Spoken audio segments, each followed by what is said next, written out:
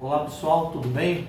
Eu sou o Marden, nós somos aqui do Instituto de Pesquisa Rafar e iremos ter mais um momento vou estar servindo você aqui com um pouco do nosso conhecimento. É necessário a sua avaliação, porque a gente fala isso para que tenha credibilidade naquilo que a gente vai estar transmitindo para você. Tudo que você ouve e vê é necessário que você avalie, critique e veja as referências. Hoje o tema do nosso estudo hoje, nós vamos falar sobre plaquetas. A plaqueta, ela é uma unidade chamado um dos elementos figurados do sangue, que não é considerado uma célula, mas um fragmento de célula. A plaqueta, ela vem da origem de uma célula que é uma das maiores células da medula óssea vermelha, que é chamada de megacariócito. O megacariócito, ele é originado de uma unidade formadora de colônia blástica chamada megacarioblasto. O megacariócito é uma célula que tem um poder que nenhuma outra célula tem. O megacariócito, ele faz uma coisa chamada endomitose. O que é isso? Ele entra em divisão celular, mas só o núcleo divide e o citoplasma não. O citoplasma só expande. Com isso, faz com que ele fragmente o seu citoplasma, e a fragmentação desse citoplasma é que origina as plaquetas. Então, a plaqueta, ela é um fragmento originário do citoplasma do megacariócito. Uai, Marley, como assim? O megacariócito amadurece o seu citoplasma, e aí desse fragmento citoplasmático é que forma as plaquetas. A plaqueta, ela tem uma função, ela tem várias funções. É um dos fragmentos celulares, assim, a gente pode chamar fragmento porque não tem núcleo, ou porque não tem, só porque não tem núcleo. Não, a hemácia também é nucleada, mas não é chamada de fragmento. A hemácia é chamada de célula. A plaqueta não tem núcleo, a plaqueta tem grânulos. A plaqueta é constituída de grânulos alfas e grânulos densos. Dentro das plaquetas nós temos os microtúbulos, conhecidos também como microcanalículos. As plaquetas têm receptores. As plaquetas têm antígeno próprio. Como assim antígeno próprio? A plaqueta não tem o antígeno ABH ou ABO, conhecido como alguns chamam. A plaqueta tem antígenos P, que vai de antígeno P1 até antígeno P2, P3, P4 e aí sucessivamente por P, por causa das plaquetas. A plaqueta é um fragmento extremamente com capacidade de imunogenicidade. O que é isso? Uma pessoa que toma uma plaqueta de outra pessoa, ela é muito fácil de autoimunizar essa pessoa, porque a plaqueta, além de ter antígenos próprios plaquetários, e é originada de um fragmento citoplasmático do megacariócito, e o megacariócito tem uma função também, que é uma função apresentadora de antígeno. Então a plaqueta tem HLA de classe 1 e tem HLA de classe 2. Então, muitas vezes em uma terapia, às vezes você vai dar plaqueta para querer ajudar, você está jogando álcool no fogo. Por quê? Porque se uma pessoa que está com a leucemia, se ela tomar muito fragmentos, muitas bolsas plaquetárias, pode desencadear um quadro chamado de refratariedade plaquetária.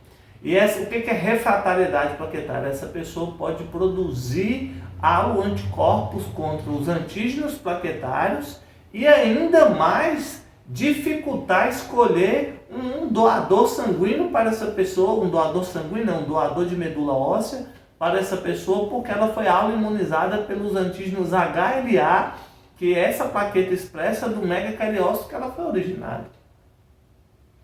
Então, se você tomar plaqueta, você vai estar produzindo anticorpos contra a molécula de HLA do megacariócito que produziu essa plaqueta. E aí futuramente, quando você produz anticorpos antígenos leucocitário humano, você dificulta achar uma pessoa compatível com essa pessoa no sistema imunológico dela. A plaqueta, ela tem a função muito conhecida, que é atuar na hemostasia primária. O que é hemostasia primária? Quando ocorre o primeiro sangramento, o primeiro corte, a plaqueta, o sangue ele extravasa para fora e os antígenos do endotélio vêm para dentro. Entre ele o colágeno e o fator 3 tecidual. E aí a plaqueta faz uma ponte, existe uma proteína no plasma que faz uma ponte entre o colágeno e os receptores plaquetários. Essa proteína é de extrema função, é chamada de fator de von Willebrand. Ela faz essa ponte entre o colágeno e o receptor plaquetário 2A3B para que essa plaqueta provoque um fenômeno chamado de adesão plaquetária. Então, quando essa plaqueta adere, ela realiza um fenômeno da hemostasia primária chamada de adesão plaquetária. Após ela aderir, essa plaqueta é ativada e libera as substâncias presentes nos grânulos alfas e nos grânulos densos para ativar a coagulação sanguínea na hemostasia secundária.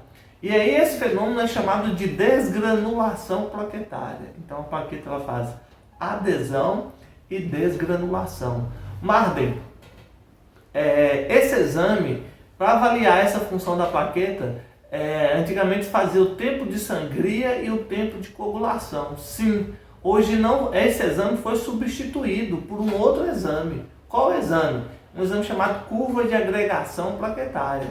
Essa curva de agregação plaquetária ela serve para avaliar a plaqueta quantitativamente e qualitativamente e veio para substituir o tempo de sangria e o tempo de coagulação. Correto? A plaqueta, quando ela é ativada, a gente chama de ativação plaquetária, ela aderiu e ela desgranulou, ela libera uma substância chamada fator de crescimento plaquetário para que o endotélio volte a dividir, as células endoteliais voltem a dividir e a reparar o local onde ocorreu a lesão vascular. Então a plaqueta também tem essa função, a plaqueta produz fator de crescimento plaquetário que vai induzir a mitose das células endoteliais aonde foi lesada ali para que ocorra a restauração.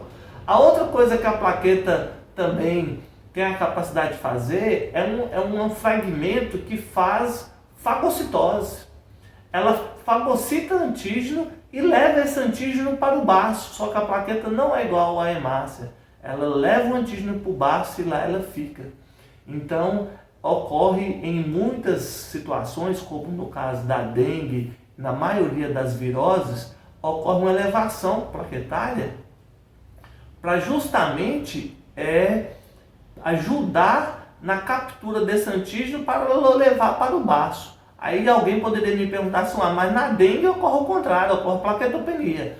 A plaquetopenia na dengue é por causa de quê? É por causa que o vírus, imagina minha mão aqui é uma plaqueta. O anel aqui, ó, do meu dedo aqui, ó, é um vírus que está aderido na plaqueta. O anticorpo vem e se liga no vírus. Então fica desse jeito aqui, ó. O anticorpo ligado no vírus que está em cima da plaqueta.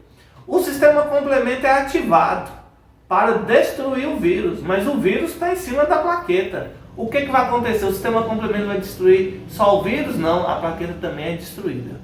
Quando essa plaqueta que está opsonizada por esse anticorpo aqui passa lá no baço, o baço captura essa plaqueta também. Então você tem dois mecanismos de captura de plaqueta no caso da dengue. A destruição do sistema complemento pela opsonização do anticorpo e a própria opsonização do anticorpo pela captura das células reticuloendoteliais nos vasos esplênicos, nos cordões esplênicos, lá no baço. E aí produz essa redução plaquetária e dá uma chamada plaquetopenia e aí faz-se uma prova vascular, que é a prova de fragilidade capilar, que você faz com o esfingomanômetro, numa média de pressão, você pega mede a pressão arterial da pessoa e deixa o esfíncter preso na média. Exemplo, uma pressão de 12/8, você vai manter o esfíncter em 10 na pressão arterial ali de mercúrio, no esfinglomanômetro. E vai contar 5 minutos.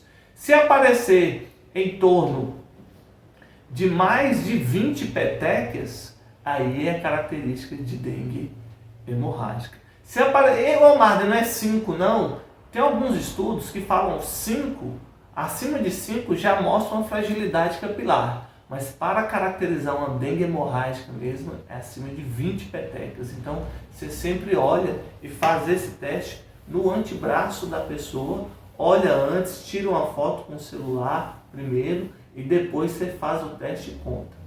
Ok? Esse é o primeiro momento. Nós vamos estar falando sobre essa função plaquetária. Isso aqui não é nada. Tem muita coisa para falar para vocês.